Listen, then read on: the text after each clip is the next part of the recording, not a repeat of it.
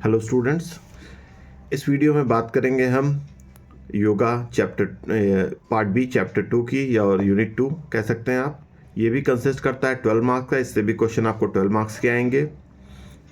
आपके part B में second unit ये है। इसके अंदर है कॉन्सेप्ट ऑफ आहार। इसके अंदर टॉपिक्स हैं जो आपको डिस्कस करने हैं। कॉन्सेप्ट ऑफ आहार, डाइट एंड सिग्निफिकेंस ऑफ हठ योग, प्रैक्टिसेस इन हेल्थ प्रमोशन। हठ योग के बारे में जानेंगे थोड़ा सा। Concept of mental health being according to Patanjali के थ्रू जो वेलबींग का प्रोसीजर है उसके बारे में जानेंगे। Healthy living in Bhagavad Gita के हिसाब से कॉन्सेप्ट ऑफ हेल्दी लिविंग उसके बारे में जानना है। And importance of subjective experience in daily yoga lifestyle और योगा प्रैक्टिसेस, इसके बारे में इस वीडियो में हम बात करेंगे। सबसे पहले शुरुआत करते हैं आहार से। आहार, जैसे कि आपको पता है, आहार वो है जो हमें डेली हमारी बॉडी को वर्क करने के लिए जो भी एनर्जी हमें प्रोवाइड करता है वो हमें आहार के थ्रू, हमारी डाइट के थ्रू मिलती है। जो भी हम इनटेक करते हैं वही हमारी बॉडी को चलाने के लिए, न्यूट्रिएंट्स वगैरह प्रोवाइड करने के लिए बॉडी को वो काम करता है। बट योगा में आहार को 3 भागों में बांटा गया है। 3 टाइप के आहार में। एक योगी के लिए कौन सा आहार होता है, एक नॉर्मल जो डेली दुनियावी लाइफ में या बेसिक लाइफ में होता है उसके लिए क्या आहार है, और एक ऐसा आहार जो कि बिल्कुल जिससे आपको बचना है उस तरह का आहार। तो ये 3 तरह के आहार कौन कौन से हैं? इससे पहला इसमें सात्विक आहार है। सात्विक आहार जो योगी को हमेशा लेना चाहिए। ये सात्विक आहार क्या है? इसमें में जो है कैटेगरीज हैं आपके, मिल्क है, घी है और फल हैं, और ऐसे आहार हैं जो दालें हैं, ग्रेन्स है, जो इस तरह के आहार जो योगी को ले सकता है आराम से। ये उसकी बॉडी में प्योरिटी लाते हैं, उसके माइंड को प्योर रखते हैं, इस तरह के आहार। इसके main fresh fruits, vegetables, whole grain, nuts, seeds and dairy products हो गए। इसके बाद आता है सेकंड, राजसिक आहार। राजसिक आहार वो है जो आपके स्वाद होगा, जिसमें जो आपकी ज़बान को बहुत अच्छा लगे, मसालेदार, तीखा, तला हुआ, भुना हुआ जिस तरह का आहार है, ये राजसिक आहार है। इसके अंदर कौन कौन से है? जैसे स्पाइसी, सॉल्टी, सॉर और रिच फूड्स, जिसमें आप कह सकते हैं कि मेवे वगैरह, इस तरह की चीज़ें जो आपके स्वाद के लिए बहुत अच्छी हैं, स्वाद अच्छा है और लेकिन हाई कैलोरीज से भरी हुई हैं। ये सारी चीज़ें राजसिक भोजन के अंतर्गत आती हैं। तीसरा आहार होता है इसका तामसिक आहार, जो कि असुरों का आहार माना जाता है। इसमें मदिरा, मांस और इस तरह की चीज़ें आती हैं। अधपके खाने, अधकच्चे खाने, ये सब चीज़ें तामसिक आहार में आती हैं। इफेक्ट क्या होता है यौगिक डाइट का? अगर आप सात्विक आहार लेते हैं तो आपका इम्प्रूव डाइजेशन होता है, एनर्जी लेवल्स बढ़ता है और वेट मैनेजमेंट रहेगा, मेंटल क्लैरिटी रहेगी, इमोशनल स्टेबिलिटी होगी, मेडिटेशन आप कर सकेंगे।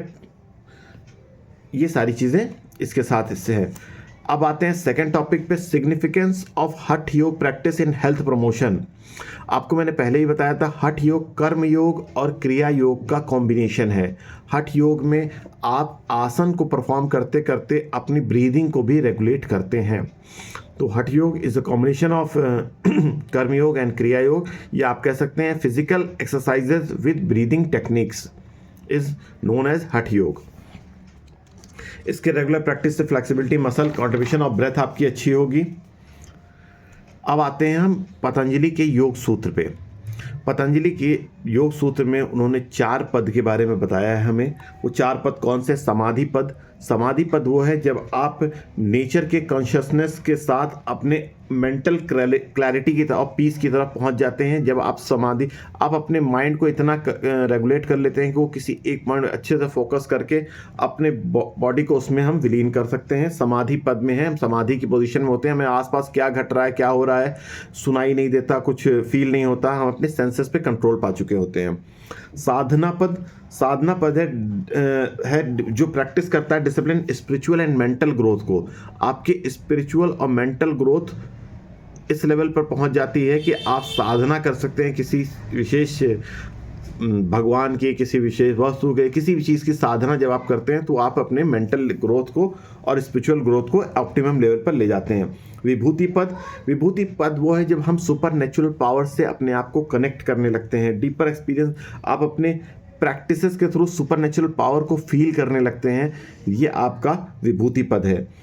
चौथा पद है कैवल्य पद है जिसमें हम अपने आप को रियलाइज कर लेते हैं, अपनी सेल्फ रियलाइजेशन हमारा कंप्लीट हो चुका होता है और हम मेंटल और स्पिरिचुअल वेलबींग की तरफ अग्रसर होते हैं। यह हमारा कैवल्य पद होता है। जो 4 पद हैं, समाधि पद, साधना पद, विभूति पद एंड कैवल पद। अब इसके बाद आते हैं 8 लिम्स पे। आपको पता है पतंजलि ने 8 लिम्स ऑफ योग सूत्र में 8 लिम्स बताए हैं। अष्टांग योग बताया है, जो कि योग का एक मनुष्य, साधारण मनुष्य के से एक योगी तक बनने तक का सफ़र है, जिसमें अतरंगा और बहिरंगा 2 तरह का योग है।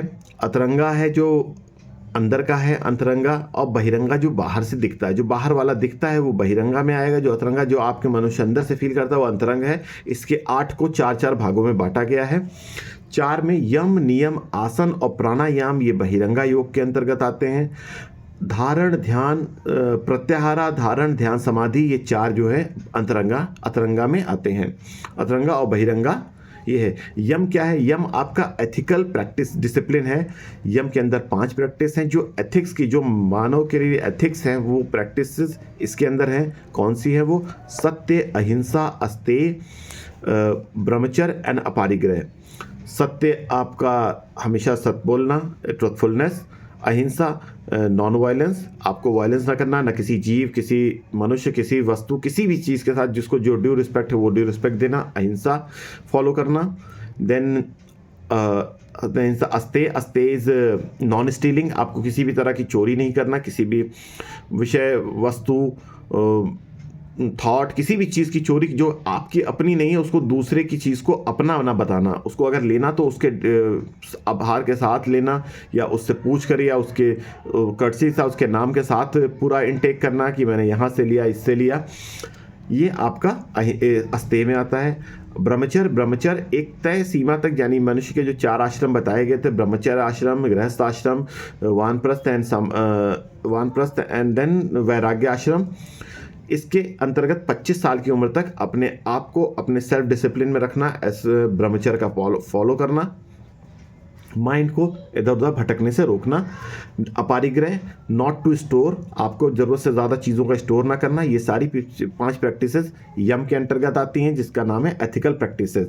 सेकंड है नियम प्रैक्टिसेस है सेल्फ डिसिप्लिन कहते हैं, जिसमें आपको अपने जीवन की दिनचर्या को इस तरह से कंट्रोल करना होता है और अपने आप के बारे में जानना, वरना अपने लिए कंट्रोल करना, सेल्फ के बारे में प्रैक्टिस करना है। इसके अंदर कौन कौन सा है? शौच, तप, संतोष, स्वाध्याय, ईश्वर प्राणिधाम।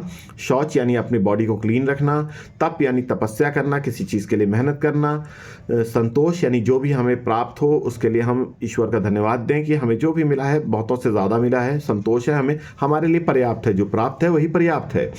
देन स्वाध्याय यानी अपना स्वयं का अध्ययन, आपके अपने शॉर्टकमिंग्स, अपने स्ट्रॉन्ग पॉइंट्स, इसके बारे में जानना, अपने अध्ययन करना, स्वयं का अध्ययन करना, अपनी कमियों को दूर करना, अपनी अच्छाइयों को बढ़ाना, स्वयं को सेल्फ रियलाइजेशन करना। ईश्वर प्राणिधाम, 5वां ईश्वर प्राणिधाम, अपनी सफलता का या अपनी हर चीज़ का श्रेय, जो अगर आपको कुछ भी मिलता है उसको ईश्वर के साथ बांटना। जब आप ईश्वर के साथ बांटते हैं, यानी जो भी हमें प्राप्त हुआ है वो ईश्वर की दया से प्राप्त हुआ है, वरना अगर ईश्वर हमारे ऊपर दया नहीं करते तो हमें ये प्राप्त नहीं होता।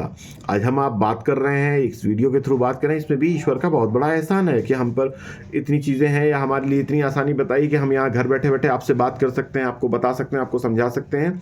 और जब हम अपनी सफलता का श्रेय ईश्वर के साथ बांटते हैं तो फिर हम अपनी सफलता को हर व्यक्ति के साथ बांटते हैं जिसने भी उसमें सहयोग किया है। हम अपने माता पिता के प्रति भी उदार होते हैं, हम अपने भाई बहन, अपने दोस्तों, अपने टीचर्स, अपने हर किसी के जिसका भी सहयोग हमारे लिए होता है, जिसने भी हमको सहयोग किया इस अवस्था में पहुंचने के लिए, हम उस व्यक्ति के प्रति उदार होते हैं, उसको मानते हैं, तो हमारे जीवन में कभी भी वो प्राउड, वो ईगो वाली फीलिंग नहीं आती है।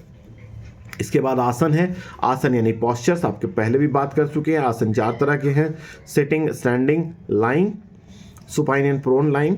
दो तरह के उसमें ये 4 आसन, 4 पार्ट हैं। ये आसन है फिजिकल प्रैक्टिसेस, मेहनत करना, अपने आसन्स को अटेंड करना, पोजीशंस को अटेंड करना, पॉस्चर को करेक्ट करना, ये भी बहिरंगा में है। इसके बाद प्राणायाम, ब्रेथ कंट्रोल, आपको ब्रेथ को कंट्रोल करना, इनहेल करना, एक्सेल करना, उसको होल्ड करना। ये ब्रेथ की टेक्निक्स है, ब्रीदिंग की, इनके साथ आपके एक्सरसाइज जो करते हैं वो प्राणायाम की टेक्निक्स में जाती है। इसके बाद आता है प्रत्याहार, withdrawal of senses.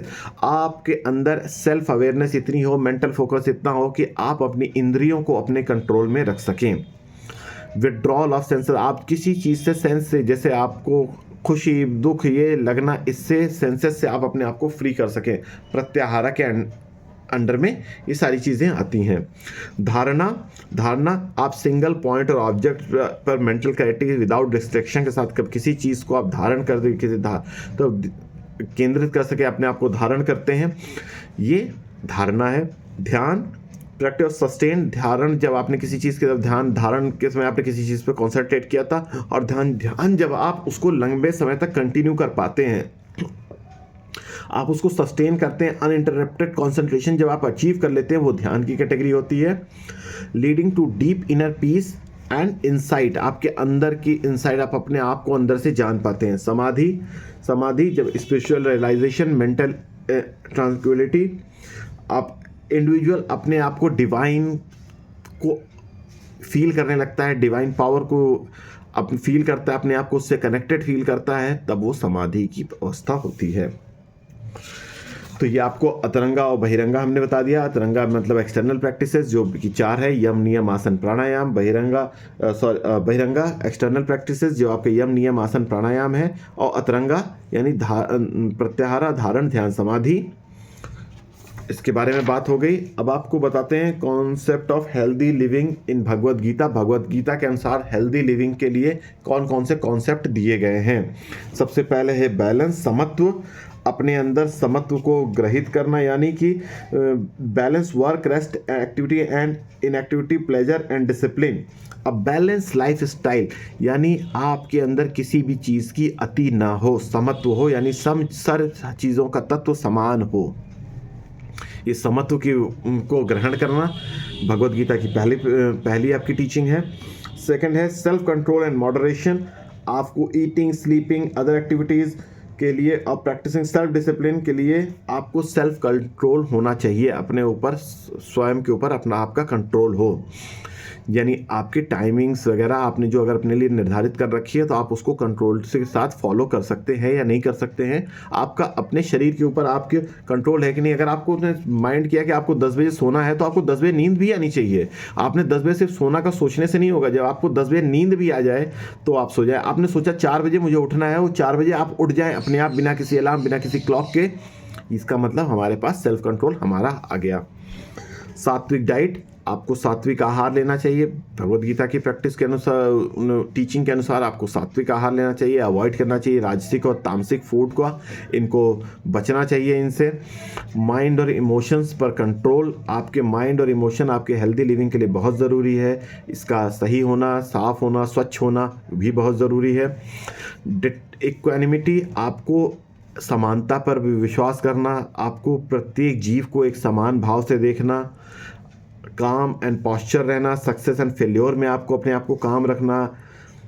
Stress and emotions के समय अपने आप को कंट्रोल में रखना। डिटैचमेंट, वैराग्य, आपको किसी भी चीज़ के साथ इतना मोह ना हो कि वो आपको आपके पथ से भटका सके। कहते हैं जीवन से भी अत्यधिक मोह आपको आपके पथ से भटका देता है, आपको सही को सही करने नहीं देता। किसी चीज़ों से, पैसों से प्रेम, अपनों से प्रेम। वैराग्य यही है कि आप प्रेम सिर्फ ईश्वर से करें और ये सोचें कि हमें इस जीवन में जो कुछ भी मिला है उसकी दया से मिला, उसके अलावा मेरे पास किसी और चीज़ की कोई वैल्यू नहीं है। जो कुछ है उसका दिया हुआ, जो कुछ लेगा वही लेगा। स्पिरिचुअल प्रैक्टिसेस, योग, मेडिटेशन एंड हेल्थ है, ठीक है। इसके बाद आपका इंपॉर्टेंस ऑफ सब्जेक्टिव एक्सपीरियंस, आप अगर इसको योगा की प्रैक्टिसेस को अगर आप रेगुलरली अपनी लाइफ में रखते हैं तो इससे आपकी लाइफ में क्या क्या इम्पैक्ट पड़ता है। आप सेल्फ अवेयरनेस प्रमोट होती है, स्ट्रेंथन माइंड एंड बॉडी का कनेक्शन स्ट्रेंथन होता है, आप सोर्स ऑफ आइडेंटिफाई कर पाते हैं सोर्सेज ऑफ स्ट्रेस को आप आइडेंटिफाई कर सकते हैं आप कहाँ से आपको स्ट्रेस मिल रहा है, उसे आप कैसे दूर करेंगे। इमोशनल हीलिंग आपकी होती है, माइंडफुलनेस बढ़ता है, पर्सनल ग्रोथ होती है, अडेप्टेशन होता है, एनहांस होता है आपका अडेप्टेशन, कंसिस्टेंसी एंड मोटिवेशन आपको प्रोवाइड होता है, और पेशेंस इंप्रूव होता है। ये सारे आपकी इम्पॉर्टेंस आपको अचीव होते हैं। ये आपका सेकेंड पार्ट बी का सेकेंड यूनिट था। इसमें से 12 नंबर के क्वेश्चंस आएंगे। Thank you.